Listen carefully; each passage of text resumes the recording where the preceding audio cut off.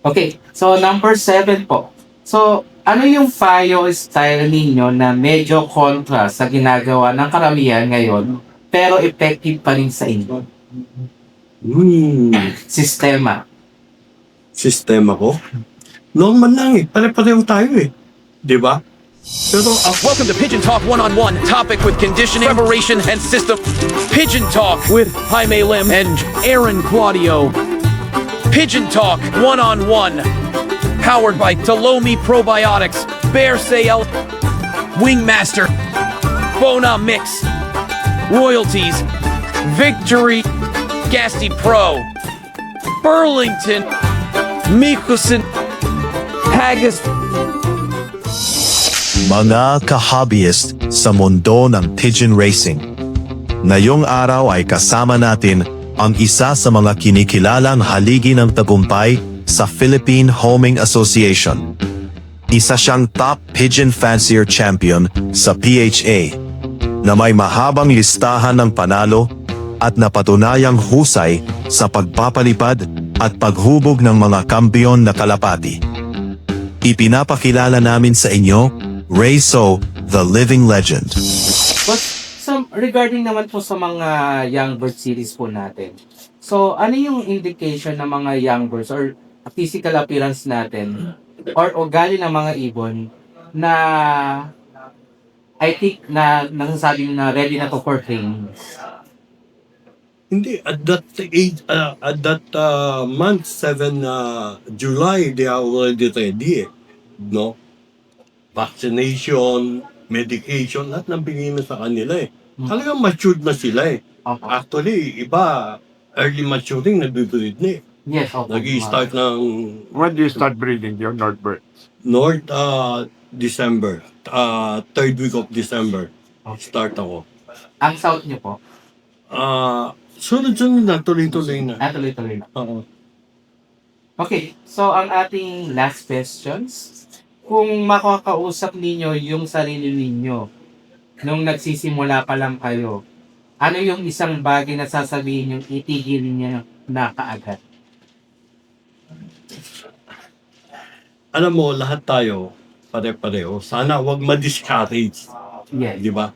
Akala natin, pumasok tayo, lalaban tayo ng kalapate, ganun kadali. Yes. Ito yun.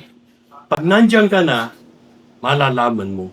Hindi yung kamukha ng manok, iisa kalaban mo. Dito marami kalaban mo. Yes. No? Ngayon, hindi lang yun. Pang ilan papel ka sa results. Di ba? Gusto mo, lagi nandun sa taas. But wala kang oras. Hindi, yung lokman mo, hindi kayo. Mahirap gawin yun. No? Ngayon, luckily, hindi kami na-discourage. Kamukha ko, hindi ako na-discourage. Because I started in 1977 joining PHA. Ni basket, wala ako katong ginagamit ko. Okay. Pangatlong laban, wala na ako. Ang laban nun, Villasis, Rosario, ang unang dalawang laban. 9 o'clock ang ibon, 8:30. Ang akin, alas 10. Pangatlong laban, ubus na. Luckily, hindi ako na-discourage. But, ito ang swerte ko. Ang baboy namin, kasi magbababoy ako, lahat ng imported ko, galing Belgium, Holland. So, marami akong contact na tumutulong sa akin.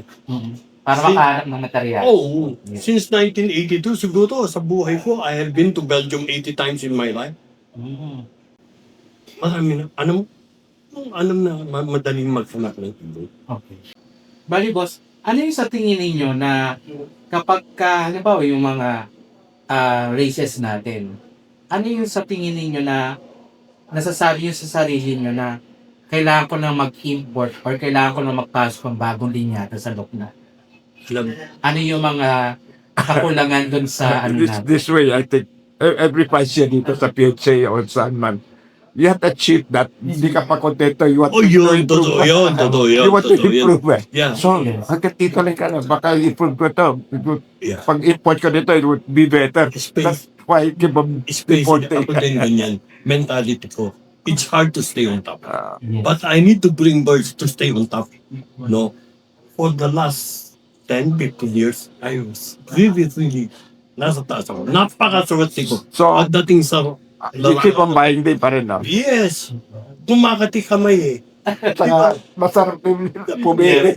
Alam mo, ito, at alam din ni Boss Jimmy, yung trophy naka-display dito, ilang taon na yun. Lagi, nung nakuha ko, sino kaya may Alam mo yung trophy na yan? Sa kabila pa yun, ha? Doon ba tayo? Sa old clubhouse ba namin? I donated the trophy. Walang makakuha, nakakuha ni Kirin. Oh, the only trophy na. Magal na yan. Oh, 15 years or so. really. Naka-2 Silver MacArthur ako. And then, on my second MacArthur, 3 hours ang lamang ko. Siguro, napakaswerte. Hindi na swerte yun. Alam mo, minsan, no, hindi sa nag-aano ako, no.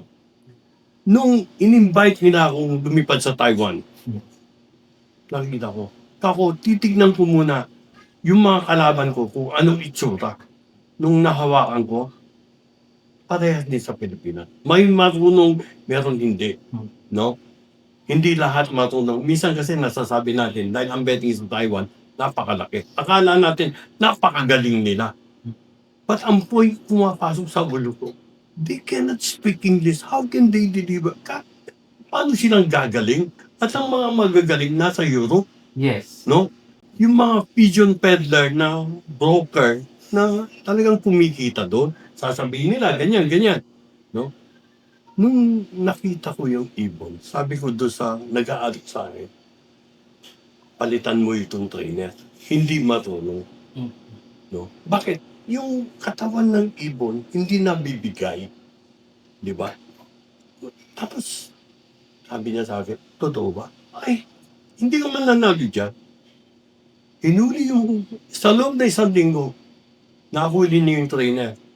Kasi sa Taiwan, pwede kang maghiram ng pulungan, Apo. kasama si trainer, silang bahala sa pagkain, 4%. Yes. No?